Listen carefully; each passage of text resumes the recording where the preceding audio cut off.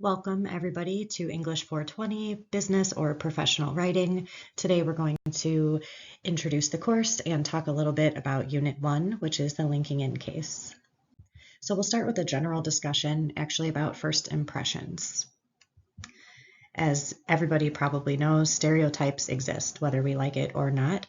People tend to associate someone who they've just met with some type of stereotype, whether that's a positive one or a negative one.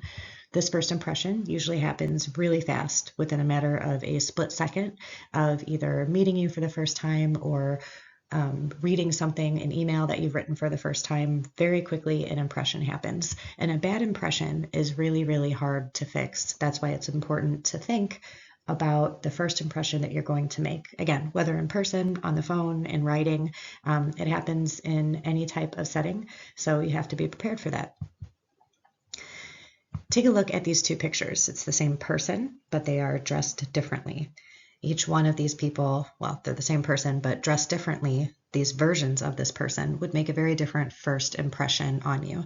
The one on the right in the tank top probably is that one that would leave the impression of being a doctor or someone who you wanted to care for you or a family member. On the left, this different version of him where the clothing is different and the tattoos are covered, the look on his face is slightly different. We maybe would feel much more comfortable allowing this person to care for our health. So all of this just to say, first impression is really important, and it definitely happens in writing as well. So writing is about making choices, and you have a lot of choices when it comes to writing. What are you going to say? That's the obvious one. How are you going to say it? That's really the point of any writing course, is not what it is that you're saying, but the way that you're delivering your message. Is it effective or is it not? When are you going to say it? So timing is very important. It's a very little known rhetorical appeal of kairos. That's Kairos, and that's all about the timing of delivering your message. How do you want your reader to feel after reading whatever it is that you've written? So that's something you want to think of during the drafting and creating process. What emotions or feelings do you want to evoke from your reader? And how do you want your reader to act after reading it? So that's your call to action. What is it that you want them to do once they have finished reading whatever you put together? If you write with intention and with purpose, you will much more likely achieve your goals. Writing is an important skill. Obviously, I'm sure every writing teacher you've ever had has said that, but it really, really can make a difference in your trajectory at work and how quickly you're able to climb the ladder. Here's why. So let's say you have a great idea to improve something, make more money, get more customers. If you want to have that idea become actionable and come alive and get some credit for it, you would need to typically write a proposal outlining the details of your plan on how to do this positive thing for the company. If you're just going to verbalize it, A, someone can steal your idea. B, someone might not understand all the details, so it might kind of just get pushed to the side instead of acted upon. So proposing an important idea, a good idea that you've come up with, should always be done in writing. Now I've kind of gotten ahead of myself, but so you have a great idea and you need to share the idea with your boss. You want your boss to take you seriously. And if you walk in with just that quick verbal pitch, that's not going to lead to the same result most likely as it is if you have a verbal pitch that's exciting, supported by a piece of writing that includes all the details, all the research, and shows that you've really taken the time to think through your idea all the way. So all of this leads to a concept called rhetoric. And rhetoric is actually the art of persuasive language. It's making language work for you. Politicians and lawyers use rhetoric. It's their main job function, is to figure out how to convey ideas in a way that gets people to take the action that they want, whether that's voting for a certain candidate or voting for a guilty or not guilty verdict. There's two main components of rhetoric, and that's the rhetorical situation and then rhetorical strategies. So let's take a look at those. The rhetorical situation is the circumstances that surround a piece of writing, and that could be a piece of writing that already exists or one that you're planning on writing. So let's go with planning on writing, since that's what we're doing in the course. You want to think about your purpose as the writer, not just the message that you're trying to convey, but again, that action that you want people to take or how you want the reader to feel. So that's the first component of the situation surrounding the piece of writing, is what is it supposed to do? Next component is audience. Who are they? How much do they already know about your topic? How little do they know? What type of stance might they already have on the topic that you're covering? Will you be fighting an uphill battle, or do you have an audience who is already kind of in agreement with you? All of these things can influence the organization of ideas as well as your word choices. So context is a third element, and that is, what is the bigger picture of society and culture saying about the particular topic that you're writing about? That's not going to be relevant in every piece of writing, but it is relevant, for example, in our Unit 1 case, where we're talking about social media. So culture says that social media is good, valuable, necessary, helpful. There's some negative things as well, but in professional context, widely speaking, culture says social media is what we should be doing, whether personally or professionally. So that is an important part of the situation in your Unit 1 assignment. Now let's look at the rhetorical strategies. So rhetorical strategies are choices that you make to achieve the desired effect. So once you have your rhetorical situation defined and you know what you want, who the reader is, and what else in the world is affecting what you're writing about, you can start to make choices. These include appeals, rhetorical appeals, which most of you are probably familiar with, logos, ethos, and pathos, and those appeal to logic, emotion, and ethics. I'm not sure if I lined those up correctly. Logos is logic, pathos is emotion, and ethos is ethics or authority. You can do a quick Google search on rhetorical strategies and you will become very learned on the topic. Word choice is another very important rhetorical strategy. Get over here now versus come here, please. I'm saying the same thing. I want you to come this way, but get over here now conveys a very different tone and message than come over here, please. So word choice is super important.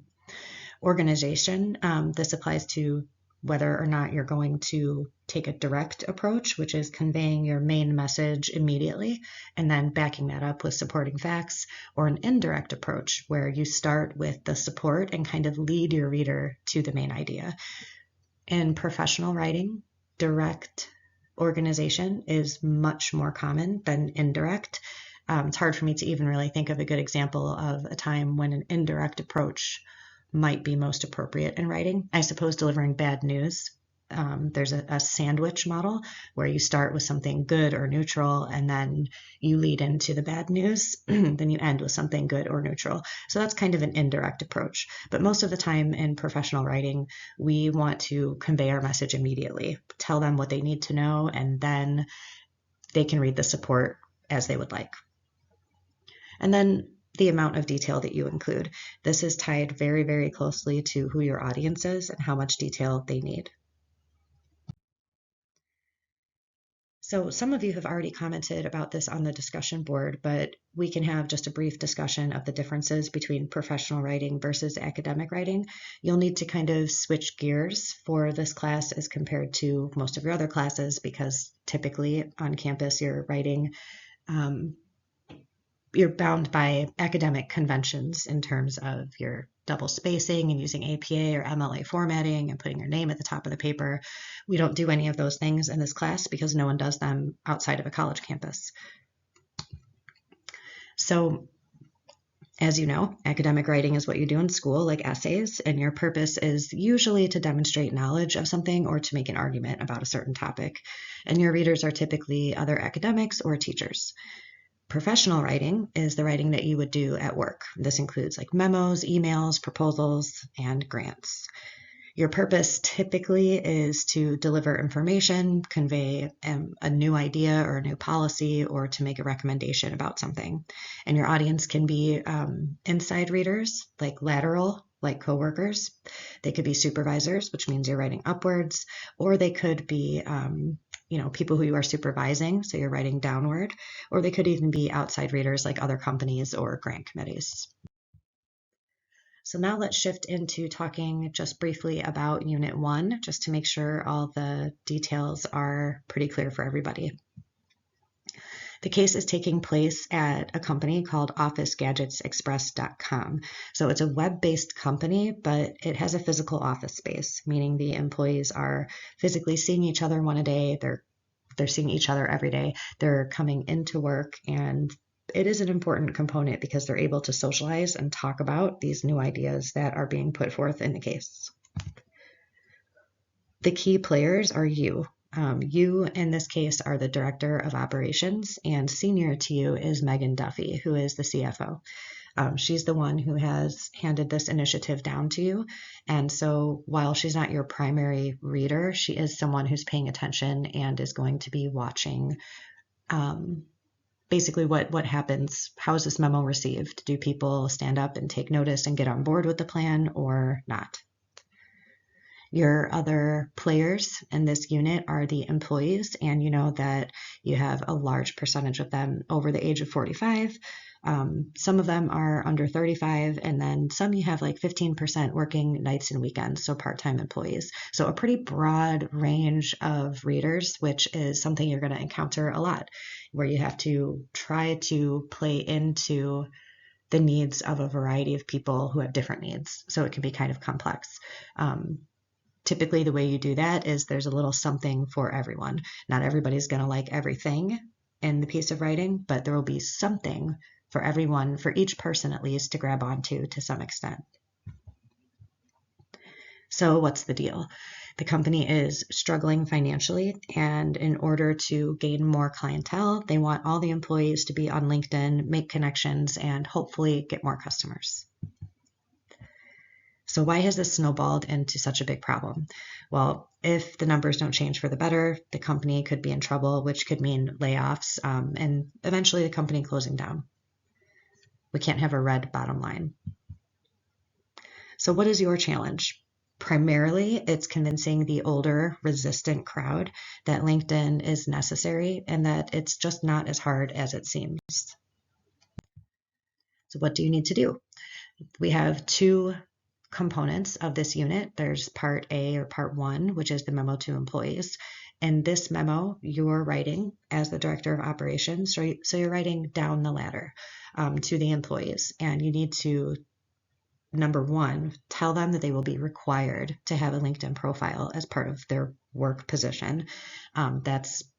Everybody has to do that. You have to make it very clear in the memo that this is a requirement. It's not an option. You also want to explain that LinkedIn is meant to be used actively, so they're not just going to create a profile and then never go back to LinkedIn. It's a communication social media app. Explaining also that training is going to be available, so you're going to want to reassure them, the resistant people, that they're not just going to be thrown to the wolves and asked to figure it out themselves. They're going to be coached and guided through the process.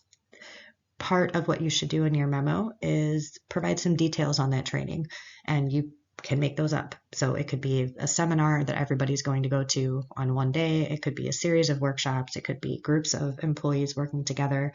It could be, someone records a meeting like this to walk everybody through, and they can watch it at their own leisure during work time. So whatever you think will be the smartest, most viable way to offer training to people who want it, you can go ahead and write a little bit about that in your memo. And then also, you're going to want to offer some kind of incentive to get the employees on board. This should not be a substantial monetary incentive. The company is already struggling in that regard, so you're not going to be giving everyone big bonuses or a week's vacation, because vacation costs companies money. So you have to figure out something that is exciting but is not going to be extremely expensive. And of course, you're going to want to offer this to more than like 1 or 2 people. It's got to be a broader incentive. So what strategies can you use to accomplish all of this? that's what you want to go back and think about the rhetorical strategies that we talked about previously, which again is thinking about word choice, your direct versus indirect organization, and how you choose to convey the amount, well, I should say how much information you choose to convey. Tip, do not try to explain LinkedIn in the memo. That's not the purpose of the memo, and it's too much information. So you're just going to want to really kind of sit with what the rhetorical situation is, what you're doing, why you're doing it, what you want to happen, who you are writing to, and how you can make what you want to happen and who you're writing to come together to get the result that you want. So now we'll shift and talk a little bit about document design and navigation. This is important not just for Unit 1, but for the entire class and frankly for all the writing you would do outside of school. First and most importantly, in a real world setting, people almost always skim a document before they actually sit and read through every word of it. And that is where document design, which is literally how words look on a piece of paper, comes into play. A big part of document design is using short paragraphs, headings, and bullet points. Headings are really the key to a reader being able to skim and get a feel for what you're talking about. So you want to make sure that when you incorporate headings into your writing, that they are easy to locate visually and also that they're very descriptive and concise. Okay, so let's take a look at some of these standard conventions, and these apply again, not just to the memo we're doing in Unit 1, they apply to emails, proposals, again, any real world writing that you do. Do not indent paragraphs. That's just not a common thing in the business world to indent the way that we do when we're writing essays for school.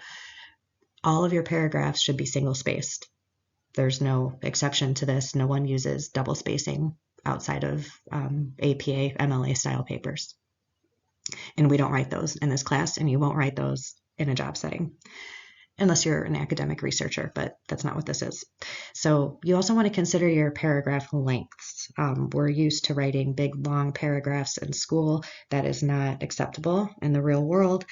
6 lines is kind of like the sweet spot. You can go up to 8 on occasion. Having a paragraph of 1, 2, 3 lines is totally fine. In an ideal piece of writing, from a visual perspective, you will have paragraphs of varied lengths. So inconsistency in terms of visual presentation is actually a good thing. Varied paragraph lengths, varied sentence lengths, varied list of bullets, and things like that.